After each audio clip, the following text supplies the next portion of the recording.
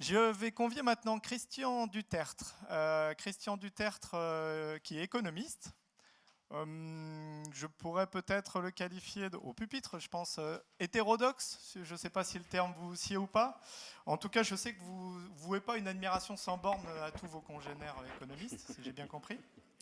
Vous êtes aussi directeur scientifique d'un laboratoire d'intervention et de recherche et intervention, qui s'appelle Atemis, et par ailleurs président de l'Institut européen de l'économie de la fonctionnalité et de la coopération. Donc vous êtes à ce titre-là un porte-parole de ce qu'on pourrait qualifier, je ne sais pas si le terme est correct, mais de nouvelles économies. Économie de coopération, économie de la fonctionnalité, économie servicielle, économie territoriale, j'en passe et des meilleurs. Alors, Christian, peut-être vous verrez, je ne connais pas votre présentation, c'est du live, mais vous allez un petit peu nous expliquer pourquoi la troisième révolution industrielle n'aura pas lieu. Ça, c'est pour titiller nos amis des Hauts-de-France, notamment Los Angeles, qui est un des pilotes. Et pourquoi les territoires sont en première ligne, finalement, des transitions à venir, en particulier en matière d'énergie. Je vous mets tout de suite le support. Bien, merci beaucoup. C'est vraiment un très grand plaisir d'être parmi vous. C'est la première fois que j'assiste à ces réunions. Je compte y assister plusieurs fois, parce que c'est déjà très bien parti. Et vraiment, la façon dont vous avez rendu compte de l'expérience de votre commune, monsieur, ça m'a passionné. C'est passionnant. Et je suis persuadé qu'il y en a bien d'autres. Et donc, on a beaucoup à apprendre. Alors, un économiste, un chercheur comme moi, si vous voulez, pourquoi vous m'avez caractérisé un peu d'hétérodoxe? Il y a un point important, c'est que, en fait, la recherche en sciences sociales est toujours en retard par rapport à la dynamique des acteurs. Voilà. Pour moi, c'est un point fondamental de le reconnaître. C'est-à-dire que l'expérience, les connaissances qui proviennent de l'expérience précèdent toujours ce que l'on peut dire. C'est un point important parce que la question de l'action, ce n'est pas les résultats de la recherche, c'est l'inverse. La recherche avance parce que les acteurs avancent.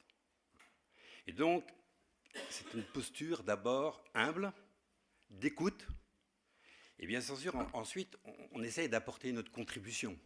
Mais c'est qu'une contribution. Vous verrez, quelquefois, c'est un peu abstrait, c'est un peu abscon, c'est pas forcément compréhensible, je m'en excuse. C'est toujours le défaut des métiers des chercheurs. Mais quelquefois, il y a aussi des pistes que vous pourrez peut-être discuter et reprendre. Et j'essaierai de faire le lien déjà avec l'intervention que je viens d'entendre de cette expérience dans cette ville du sud de l'Allemagne, parce qu'elle est assez illustrative d'un certain nombre de questions que je voudrais vous présenter. Alors, ça c'était pour vous amuser, mais en même temps, pour moi, c'est important du point de vue des théories économiques et des actions. C'est-à-dire que finalement, la difficulté, c'est pas de comprendre les idées nouvelles, c'est pas de comprendre qu'il faut une transition énergétique, c'est pas de comprendre qu'il faut des nouvelles énergies renouvelables, mais c'est déjà d'échapper aux idées anciennes. Parce qu'on peut s'engager dans la transition énergétique, on peut s'engager dans le mixte énergétique, se progresser vers les énergies renouvelables, et en même temps, par la fenêtre, reviennent tous les systèmes anciens. La deuxième blague, là, c'est celle d'Einstein, qui vous dit la folie, c'est de comporter de la même manière et d'attendre un résultat différent. Alors, on le voit quand même pas mal. Hein, si vous voulez, il y a quand même, on a 20 ans maintenant de développement durable, de débat sur le développement durable, et puis on pense qu'en continuant avec le même modèle économique, alors en changeant les technologies, on change les technologies, mais on a le même modèle économique et on attend des résultats différents. Pas beaucoup de chance d'y arriver. Et puis le troisième problème, là, ce troisième petit coup d'œil, c'est de dire qu'on ne peut jamais résoudre un problème à partir du modèle qui a créé ce problème. En d'autres termes, d'où vient le problème énergétique actuel d'un point de vue économique? Si on repère les raisons pour lesquelles nous sommes dans une impasse actuellement, alors on est en capacité peut-être d'essayer d'échapper à ce modèle, d'essayer de trouver une voie nouvelle. Voilà, trois petites expressions d'hommes très illustres pour vous dire que, en fait, il ne suffit pas simplement de se donner comme objectif la transition, mais bien de réfléchir comment on arrive à échapper au modèle qui, de mon point de vue, le modèle dominant et qui me pose problème, c'est ce qu'on appelle le modèle industriel et financiarisé. Alors, la transition énergétique, je me suis permis, vous connaissez ça par cœur, beaucoup mieux que moi, mais malgré tout, je voulais vous dire comment, de mon côté, je le percevais, parce que la transition énergétique, c'est les énergies renouvelables. On a vu le progrès tout à l'heure qui vient d'être exposé, dans cette idée qu'il y a une possibilité d'un mixte qui évolue avec une combinaison d'énergies et qui permettent de progresser vers les énergies renouvelables. Mais bien entendu, il y a la question de la sobriété énergétique. Alors la sobriété énergétique, le deuxième point, pose des problèmes, je dirais, plus complexes, à un niveau de complexité plus important, à mon sens, puisque ça remet en cause les modes de consommation pour les ménages, et donc les formes de mode de vie dans les cités. Et en même temps, ça remet en cause aussi, lorsqu'on s'intéresse aux entreprises, à leur consommation d'énergie des entreprises, ça remet en cause les modèles de production et les modèles de travail. Selon la façon dont est organisé le travail, selon la façon dont est organisée la production, ça change le rapport à l'énergie. Et vous voyez qu'ici s'ouvre un deuxième pan de questions qui sera intéressant de mettre en discussion. Le troisième point, c'est la lutte contre la précarité. Et on voit un certain nombre de situations, par exemple des écoquartiers, qui se développent avec des effets tout à fait intéressants sur le plan énergétique, mais qui ont pour conséquence d'augmenter le prix du foncier, et à travers l'augmentation du prix du foncier, mettre en difficulté de manière encore plus profonde les gens qui sont déjà dans une certaine précarité énergétique. On peut être en pleine bonne volonté, on peut développer une politique qui vise le mix énergétique, mais avec comme conséquence secondaire une aggravation de la pauvreté, d'une aggravation de la question de la précarité énergétique. Ce n'est pas quelque chose de mineur.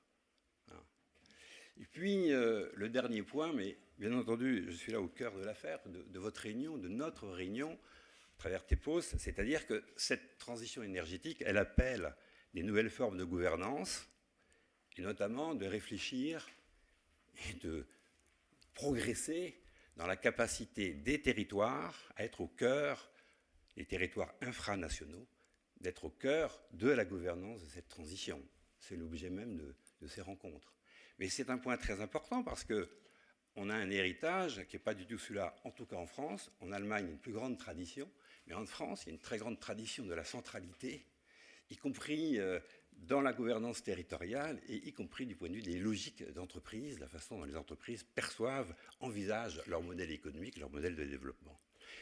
Notamment pour la France, ce point-là est une révolution à la fois pratique, mais aussi culturelle et institutionnelle majeure. Je pense que, bien entendu, la discussion va revenir âprement là-dessus. Quel type de gouvernance engager ?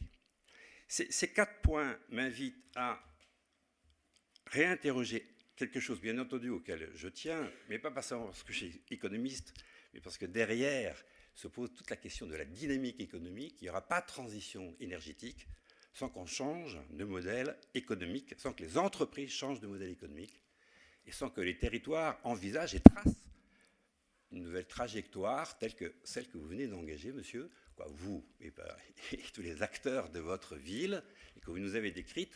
Mais on voit bien derrière, il y a forcément des embûches, des difficultés qui sont tout à fait importantes à décrire. Et c'est un autre modèle économique qui est en train de s'esquisser.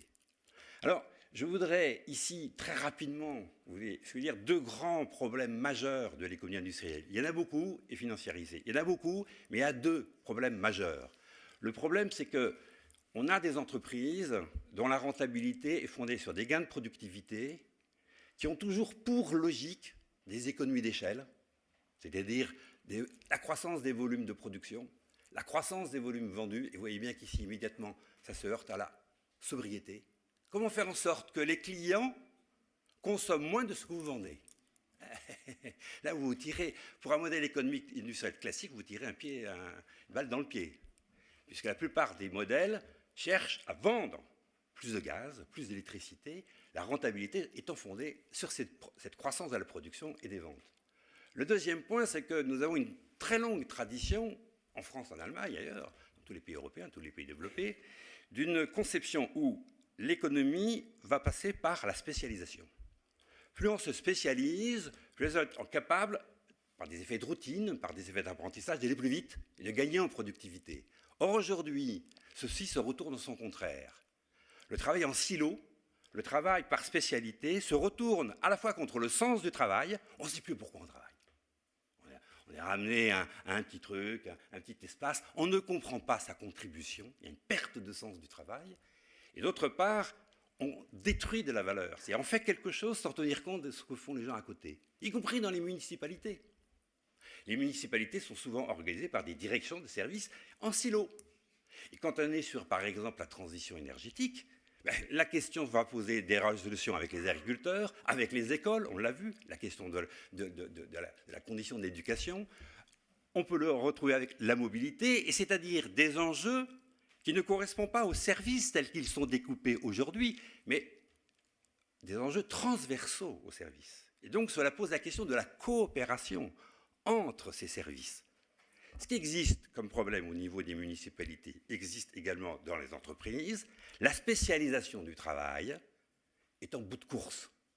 La spécialisation nous pose des tas de problèmes. Le troisième aspect, c'est le fait que chaque fois qu'on engage une logique, une entreprise engage une logique, et qu'elle arrive à être relativement rentable dans un dispositif, un modèle, elle va toujours chercher à intensifier le travail. Toujours. Il n'y a pas de reconnaissance réelle du travail. Il y a toujours la volonté de faire en sorte que les gens aillent plus vite. Or, aujourd'hui, cette espèce de course de vitesse se retourne en son contraire parce que cette vitesse contredit la compréhension pour les personnes de ce qu'elles font. Et à travers cette incompréhension du travail, vous avez l'émergence de problèmes majeurs, qui sont ce que l'on appelle de manière commune les risques psychosociaux. C'est une expression, je pense, qui existe également en Allemagne, c'est-à-dire des gens qui sont toujours très engagés, qui sont en burn-out, avec des problèmes de maladies psychosomatiques, voire même des suicides. Ça ne concerne pas que les entreprises. Les phénomènes de burn-out, les phénomènes de risques psychosociaux concernent également les collectivités territoriales, y compris les collectivités territoriales les plus engagées dans des projets militants, dans des projets qui relèvent de la transition énergétique. La question ici de la reconnaissance du travail réel, la question de l'engagement, de la reconnaissance de l'engagement est un problème majeur. Si nous n'apportons pas des réponses à cette question, on n'arrivera pas à véritablement changer de modèle, y compris de changer de modèle de développement, y compris dans les collectivités territoriales les plus engagées. La question de l'intensification du travail est un héritage de ce modèle industriel important qui est catastrophique aujourd'hui. Le dernier point de ce modèle, c'est le primat de l'innovation technologique. On croit que tout va être réglé par les technologies. On pense que parce que des nouvelles technologies se mettent en place, notamment par exemple les technologies informationnelles et de communication, eh bien cela va nous permettre de surmonter les difficultés. Ben non. Non, parce que la question de l'usage des nouvelles technologies de l'information et de la communication est au cœur des enjeux. Il n'y a pas un effet mécanique entre usage de nouvelles technologies, innovation technologie et progrès. Pendant 250 ans, 200 ans, on a eu l'habitude que le progrès, l'innovation technologique apporte un progrès, y compris un progrès social. Aujourd'hui, cette vérité est terminée. Vous pouvez avoir une innovation technologique qui se retourne en son contraire et qui n'apporte pas de progrès. Ces points nous invitent à véritablement comprendre les fondements du caractère néfaste actuel de la logique industrielle, d'autant plus néfaste qu'elle se couple à une autre dimension, qui est la chaîne de valeur. Je vais peut-être un peu choquer les choses, que cette chaîne de valeur soit linéaire ou circulaire. Oui, ou circulaire. Pourquoi? Eh bien parce que la chaîne de valeur entraîne une logique de sous-traitants vis-à-vis des grands groupes qui met toujours les sous-traitants en situation de dépendance, qui met toujours les sous-traitants dans une situation de grande difficulté à innover, à progresser, à reconnaître le travail. D'une certaine manière, la chaîne de valeur, qu'elle soit linéaire ou circulaire, elle crée une dissociation, une rupture entre les lieux où s'opère la créativité, les innovations, la valeur, et les lieux où s'accumule la valeur monétaire. La chaîne de valeur, c'est un système pernicieux qui met les grands groupes dans une situation de réaliser la valeur monétaire sans que ceux qui la produisent puissent l'atteindre. C'est le cœur de la financiarisation. La financiarisation, ce n'est pas simplement un problème de banque, ce n'est pas simplement un problème de monnaie. Le problème de la financiarisation, c'est un problème de l'organisation entre les acteurs et de la place actuelle des grands groupes dans cette chaîne, la façon dont elles captent la valeur monétaire, alors que les autres créent la valeur sociale, les valeurs technologiques par innovation, de nouveaux rapports entre les êtres humains. Sortir de la chaîne de valeur est un point très important de la transition énergétique. Et le dernier point à propos de la chaîne de valeur, c'est que la chaîne de valeur conduit toujours à une concentration des lieux de décision entre un petit nombre de lieux de décision et l'absence, dans cette régulation, des parties prenantes, alors que nous savons très bien aujourd'hui que les entreprises, quelles qu'elles soient, ont des incidences écologiques, sociales sur le territoire. En d'autres termes, que leur activité crée, dans notre jargon d'économiste, nous appelons ça des externalités négatives, c'est-à-dire concerne pas simplement l'entreprise, mais concerne aussi les gens qui habitent les territoires, les autres citoyens, les collectivités, dans la façon dont elles gèrent et représentent les intérêts publics. En d'autres termes, je vous invite à réfléchir à la nécessité de sortir de cette chaîne de valeur et de trouver d'autres modes opératoires, d'autres modes de contractualisation. Et peut-être que ce que vous avez évoqué tout à l'heure en est l'expression, que vous indiquez qu'avec Siemens, qui fait partie de ces grands groupes, vous avez une façon de partager la valeur en disant, si bien compris, c'est un peu vite pour moi, mais on y reviendra, que dans les économies qui sont faites, 50% revient à la collectivité et 50% revient au groupe. C'est un début de remise en cause de la façon dont Siemens s'approprie uniquement la valeur monétaire, puisque vous mettez un point dans la porte, vous induisez déjà une logique de partage.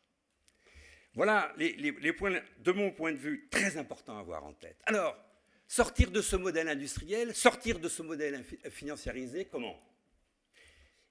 Si vous voulez, depuis 20 ans, 30 ans, il y a des opportunités qui sont là, que l'on sous-estime, qui sont présentes, et que si on les identifie, qu'on les capte, alors nous avons des moyens d'en sortir plus importants que simplement ceux que nous pouvons imaginer juste dans le court terme.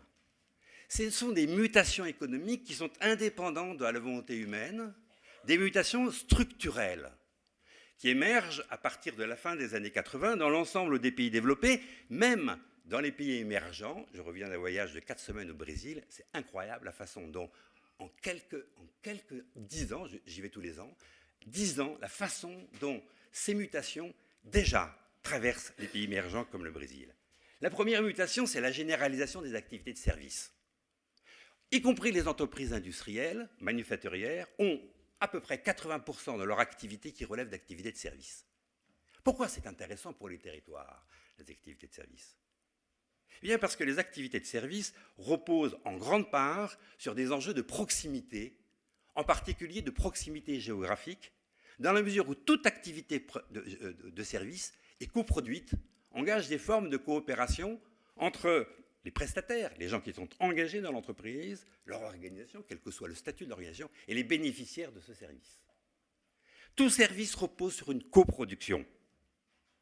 Tout service repose sur une forme de coopération qui va avoir comme incidence de mettre en mouvement les enjeux de proximité comme des enjeux d'efficacité. La proximité, par exemple, permet la confiance. La proximité, par exemple, permet une circulation plus rapide d'une information pertinente. La proximité, par exemple, permet des formes de réactivité que l'on n'a pas par ailleurs. Vous voyez ici que la proximité peut être un ressort très important qui est présent dans le mouvement des activités de service. Le deuxième point essentiel, c'est la question des ressources immatérielles.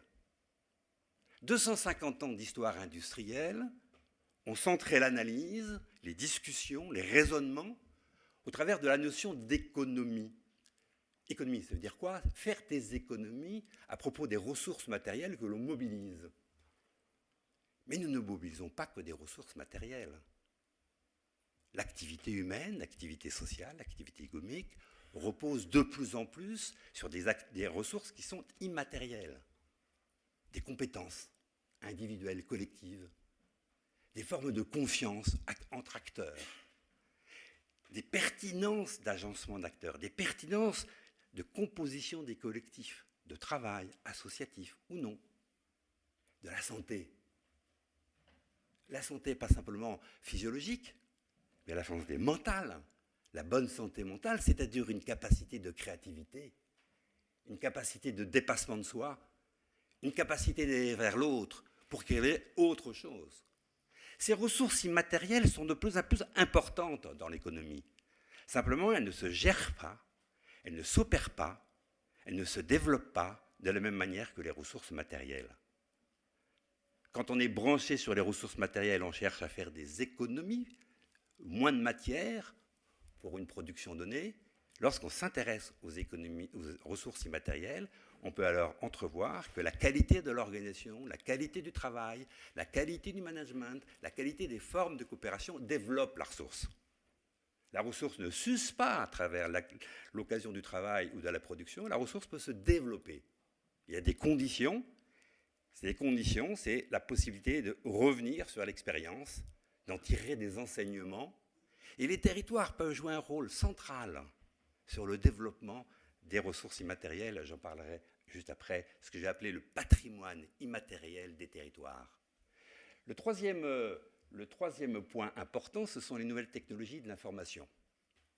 Évidemment, ça émerge dès la fin des années 70, plutôt le début des années 80. Ça commence par la robotique dans le mouvement industriel, ça suit par la bureautique, puis ensuite par Internet et les médias multimédia.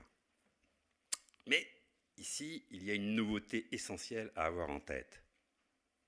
C'est que l'information peut tuer l'information. Le problème qui se pose, c'est la pertinence de l'information. Des banques de données peuvent être gigantesques. On peut vous pousser par Internet des tas d'informations. Mais en fait, vous êtes englué par ces informations. Vous en avez beaucoup trop et vous perdez du temps à traiter ces informations pour faire le tri entre ce qui est intéressant, pas intéressant, la dimension pertinente de l'information. Vous voyez ici, ces nouvelles technologies ont à la fois une puissance extraordinaire, nous donnent des possibilités extraordinaires, et en même temps, elles peuvent être très nuisibles.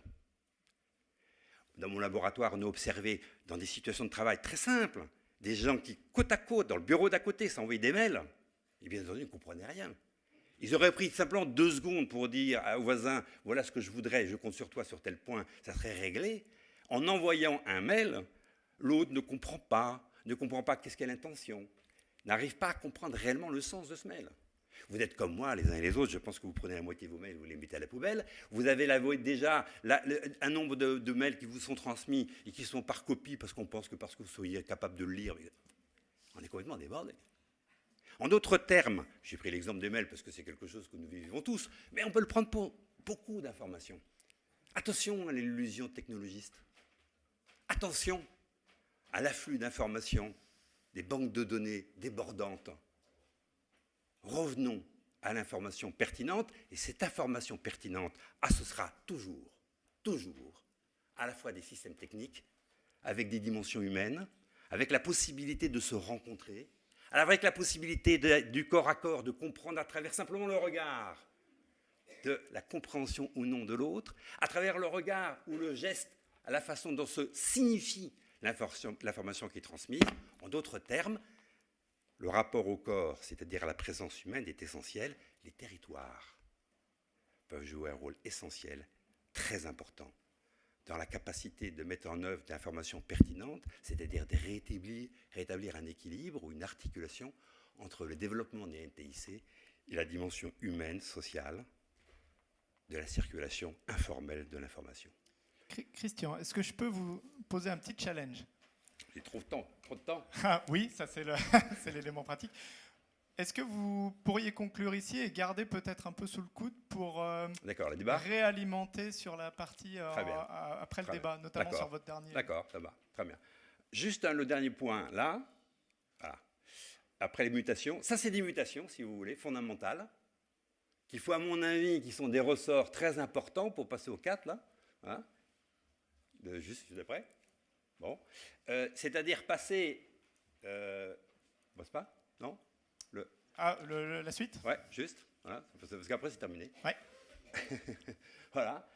Si vous voulez, qu'est-ce que ça dessine comme grand enjeu pour les territoires et comme esquisse de nouveaux modèles économiques?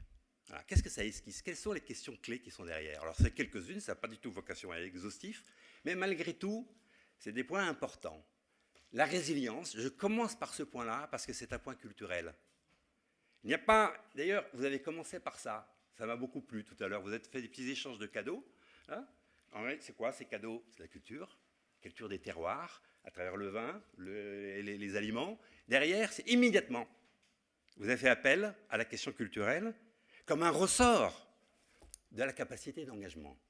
La question de la résilience, c'est-à-dire la capacité de trouver dans le passé des éléments de référence qui permettent aux acteurs de s'engager dans le futur, de trouver des forces pour renouveler les formes de coopération. Changer les agencements d'acteurs, c'est le point numéro 1. La résilience, ce sont des enjeux culturels et les territoires sont au creux, le creuset de ces dimensions culturelles et de la transmission de ces dimensions culturelles. Le deuxième point, c'est le patrimoine immatériel et territorial. C'est-à-dire que ce qui est en jeu, c'est moins de créer ce qu'on appelle des biens communs, des biens partagés. C'est intéressant d'avoir des autobus, d'avoir des lignes de tramway ou autres, et d'avoir des équipements partagés, y compris des centrales partagées. Mais ce qui va être déterminant, c'est la capacité de partager au niveau des territoires la confiance, la capacité de comprendre que les compétences sont complémentaires. C'est par ce que j'appelle les effets de complémentation qu'on est puissant. Par spécialité, pour quelqu'un comme moi, ça ne sert à rien si je ne suis pas avec vous.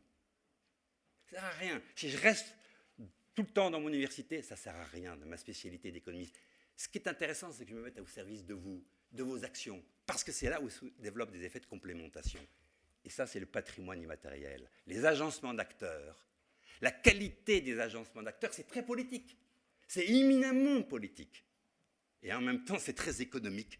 Parce qu'à travers cette qualité d'agencement, vous développez cette puissance qui sont les compétences, la confiance, la pertinence, la santé. L'autre point, c'est les circuits courts. Les circuits courts sont un vecteur fondamental pour développer la coopération et éliminer toutes les transitions qui ne servent à rien pour revenir à l'essentiel de l'enjeu des services ou des biens. Le tout troisième point, c'est la capacité de créer des solutions intégrées. J'ai beaucoup aimé dans ce que vous avez dit tout à l'heure, le fait que, par exemple, l'école, c'est à la fois une solution énergétique et une solution éducative. C'est quoi? C'est une intégration de services. C'est une solution au sens, on va associer des biens et des services. Ici, le bien énergétique et le service de formation éducatif, on les intègre. Et la puissance créatrice est démultipliée. Les économies qu'on est capable de faire par l'intégration se démultiplient au niveau économique. Enfin, la multifonctionnalité, c'est l'idée que à la fois les équipements, mais aussi les logiques, les projets, ont plusieurs finalités articulées, liées les unes aux autres. Et enfin, c'est l'idée qu'il faut arriver à se dégager des marchés, qu'il faut se dégager du court terme, aussi bien du point de vue des entreprises, du point de vue des consommateurs, c'est-à-dire de l'idée de zapping. Il faut être en capacité de créer des articulations, des conventions qui vont sur le moyen long terme. Il me semble que c'est ce que vous avez avec Siemens, c'est-à-dire une convention qui sorte de la logique de court terme et qui finalement représente une convention fondée sur l'engagement. Et derrière cet engagement, bien entendu, la nécessité d'évaluer, c'est ce que vous avez dit tout à l'heure, en savoir d'où vient la performance. Est-ce que ça vient de la ville? Est-ce que ça vient de l'entreprise? Sous quelle forme de coopération? En d'autres termes, créer des conventions qui sortent des marchés est essentiel dans la phase actuelle, mais cela repose sur des engagements de moyen et long terme qui doivent être ensuite évalués, pilotés, dirigés. Voilà quelques éléments Et ces engagements reposent sur des écosystèmes coopératifs, c'est-à-dire des ensembles d'acteurs qui vont coopérer. Voilà quelques points de repère, si vous voulez. J'ai juste terminé, là Yannick, c'est fini. Vous voyez, quelques points de repère. Et ces points de repère, je voulais vous les présenter. Comme toujours, hein, un chercheur, il va essayer de revenir sur... Il y a les expériences, et qu'est-ce qui est commun aux expériences? Et qu'est-ce qui fait système?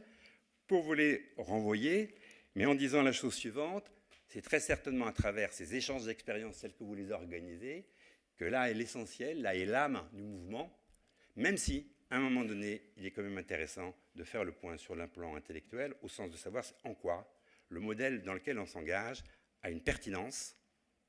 S'il arrive à avoir une certaine pertinence, il va retrouver peut-être une légitimité. Cela pose en fait la nécessité de changer de modèle économique, de modèle de développement et donc de modèle de gouvernance. Je vous remercie beaucoup.